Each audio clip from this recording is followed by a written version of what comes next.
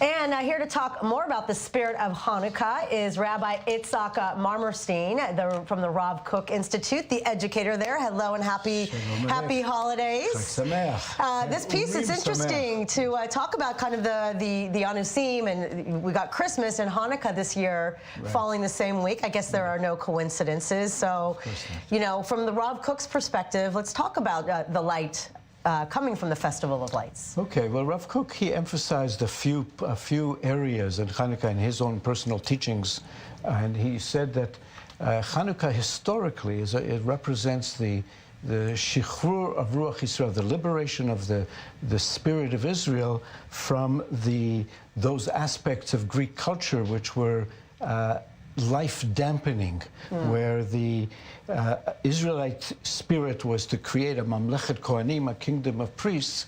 The Greek way was to create a sort of a separation between holiness and government, and also to focus very much on the external aspects of beauty and power, where the Israelite way is to focus on the inner spirit and the inner kindness.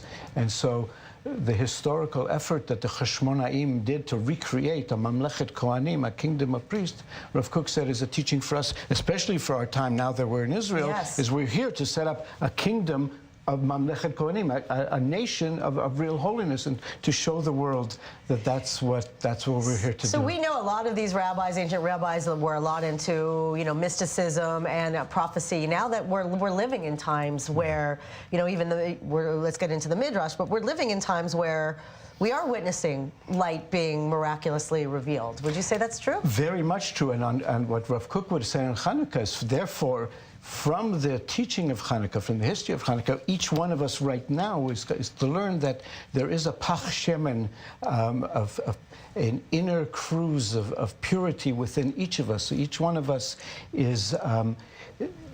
has the inner holiness that has never gotten untouched. Right. And our work is to come in touch with it and to illuminate it out. Well, almost like we are an extension of the candle in a way, right? I mean, the Creator, we're able to call down, you know, this energy by lighting a candle, but we have to be a candle ourselves to connect to the candle above, right? To connect to the light from above, we have to kind of meet it halfway in a way, right? And that's why Chanukah is in many ways different than Shabbos. Chanukah is about the lights we kindle to create this moment, where Shabbos is that we're coming into this moment that's pre-created. And but in terms of lighting the candles, Rav Kook said another extraordinary teaching. He said the blessing that we make, we light 8 candles, but the blessing is that we light Ner Chanukah, Ner Chanukah, the light of Chanukah. Why not Nerot Chanukah, the candles of Chanukah? And he says it's an important teaching for us to realize that, first of all, the world has many different lights, and we have to kindle all these lights. And 8 represents the move and the transfer into infinity. And he identified them beautifully as the 8 lights that we have to kindle in our own lives as Israel. He said the light of Torah, prophecy, wisdom, justice, strength, joy, kindness, and love. Those are what we have to kindle as Israel. It's really not that hard to do if you think about it logically. Forget all of the things we go through in our life, but it should be easy to show kindness. Well, it is. It should be easy to enjoy wisdom. Like if yes, of course. You know, let's share the love and have more people hop on the train of what's here for all of us to enjoy. Yeah, and then we come to the realization that all of these multitudes of lights are part of the one light, and we can really. The Ramchal says is our purpose here, to enjoy the divine presence in life.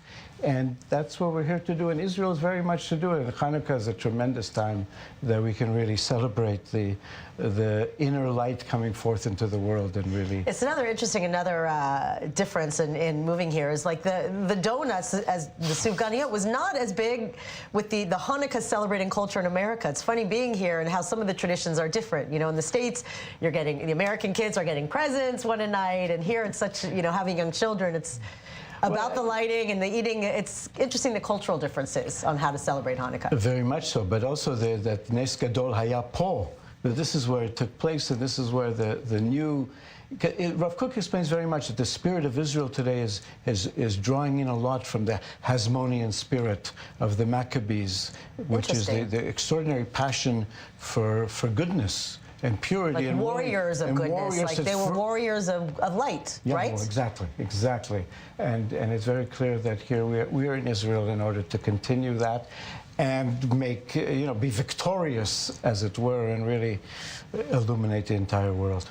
Perfect. Also, when you think about, the miracle of Hanukkah, and we learn about all of these holidays, but they're not necessarily learning them in the chronology of history. So why was this miracle at this particular time in history, according to Rav Kook, something that, warrants, being a national part of the Jewish holiday season? That's an excellent question. He was very clear that the return of Israel to Israel is leading the path to rebuilding the temple and reestablishing the full house of Israel in its full illumination and power. And Chanukah was about what energies we needed to strengthen within ourselves, to be inspired by, in order to do that. So the Chashmonaim really gave us a model for what we are to do with our challenges today. Wow, interesting. Thank you very much, and have a great New Year's as well, and rest of your holiday. All the best.